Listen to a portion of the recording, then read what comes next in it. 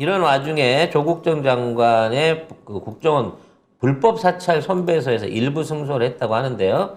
이 조국 장관의 국정원 불법 사찰은 박근혜 때 이뤄진 겁니다. 일단 그걸 알고 기사를 보시기 바랄게요. 네, 조국 전 법무부 장관이 국정원으로부터 불법 사찰을 당했다고 주장하며 국가를 상대로 제기한 손해배상 청구 소송 1심에서 일부 승소했습니다. 법원은 이 사건 불법 행위로 인해 원고가 겪었을 명예 침해 및 사생활의 침해 정도로 보아 위자료는 5천만 원이 타당하다고 판결했습니다. 5천만 원? 네, 고작 겨우자? 5천만 원이요. 어? 네. 사람을 아예 서울대에서 내보내려고 그러고 댓글 부대 동원해가지고 종북이다 빨갱이다. 거기에 표절이다 뭐 온갖 거부터 해갖고 거기에 딸까지 조사했다는 거잖아 이거 국정원이. 딸뿐이야? 아들 유학가 있는 다 아들 털었잖아요. 아들하고 주고받은 이메일까지 7,000페이지를 털었어요.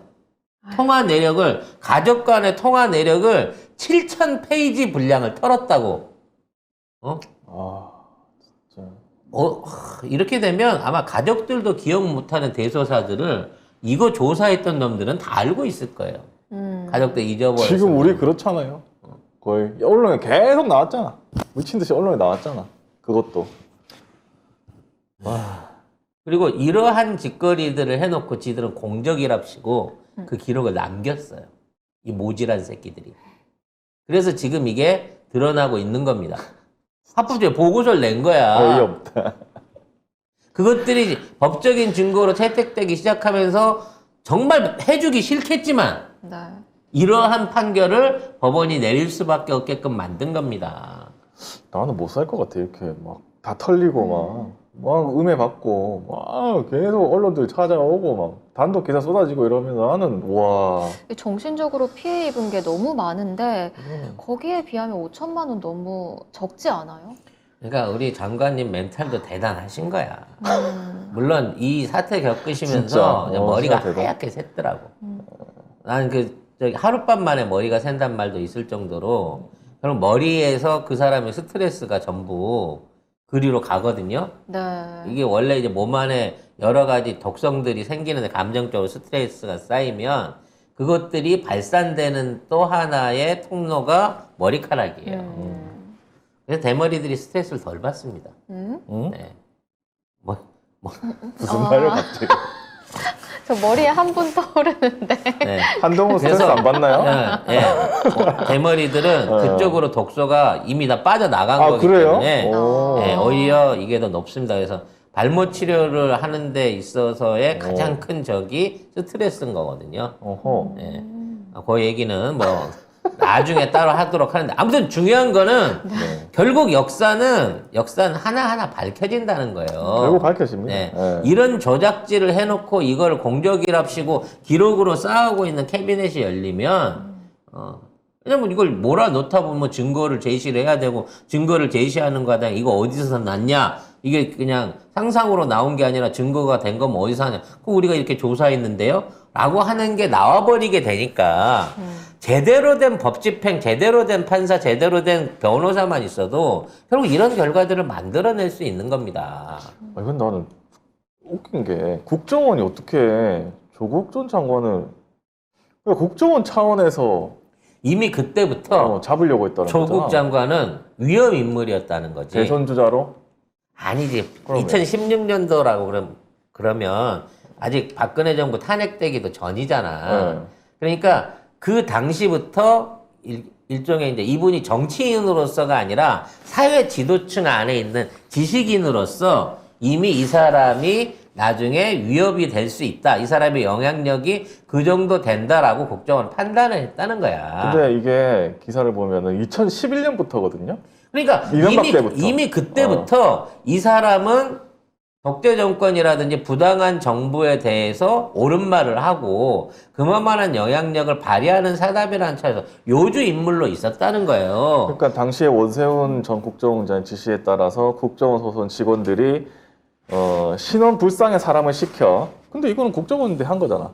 트위터에 조국 장관에 대한 각종 비난의 글을 작성하는 방법으로 심리전을 이어갔다. 이렇게 하면서 국정원의 행위는 국내 정치에 관여하는 것이 금지된 국정원법 위반 행위다. 이렇게 재판부가 판결을 했습니다. 그러니까 세금 들여가지고 교수 하나 잡자고 국정원 시켜가지고 트위터질 했다는 거예요. 이런 유치한 그러니까 아이고, 조국 장관의 선택과 인생에 대해서 우리가 다시 되돌아볼 필요가 있는 거예요. 그분이 법조계로 나가서 공직을 얻지 않은 이유, 교수로 남은 이유, 그 안에서도 그 학생들이나 사회 지도층 인사나 또는 본인의 커뮤니티를 통해 가지고 이마만큼 정부가 위험 인물로 분류할 수 있을 정도로 이명박 때부터 이 사람은 위험한 사람이다라는 우리한테 아니, 무슨 우리한테는 우군이고 저쪽이 보기에는 위험한 사람이다라고 하는 어떤 그 감시와 견제를 쭉 받아왔던 분이야. 문재인 정부 들어와서 갑자기 비서관 됐다고 확 올라온 인물이 아니고 옛날부터. 애초부터 사회와 이쪽 지역 커뮤니티 안에서 또는 법조계 안에서는 조국 저 사람 대단한 사람일세라는 평판이 있었다는 겁니다. 아니 조국 장관이 무슨 총을 가졌어 뭘 가졌어 이거 위험한 인물을 할 이유가 있어요? 그냥 사람들의 인기를 받아서? 그런 거지. 그게 낭중지출하고 이 사람의 경력이라든지 이런 것들이 워낙 뛰어난데 쟤네들이 회유 안 했겠어? 했겠죠. 당연히 했겠지. 100% 했겠지. 근데 단호하게 그걸 거절하면서 정부에 대해서 옳은 소리하고 싫은 소리 하는 거 보니까 우리 편 아니면 저쪽 편이라고 생각하는 차원에서 감시와 견제를 꾸준하게 해왔다는 거예요. 그냥 자격지심이네. 자격지심이야. 자기는 저렇게 못 되니까 천재에다가 공부도 잘해, 집안도 좋아, 강남 살아, 잘생긴 게 제일 아이씨. 1번입니다. 잘생긴 게 1번입니다. 그럼 나는 왜? 네? 그게 1번이니까요. 잘생긴 게 1번이야. 아이씨, 인정을 안 할 수가 없네, 이 대목에서는, 씨. 그런 다른 거 천재가 필요 없어. 잘생기기까지 했어. 다른 거 필요 없어. 1번 잘생긴 거 그걸로 끝이에요. 아휴. 효소봄이나 열심히 먹어야 되겠다. 자, 아무튼, 이게 작은 시작이라고 생각이 됩니다. 이거는 이명박근혜 때 있었던 국정원 사찰인 거예요. 원세훈이가 한 거고요.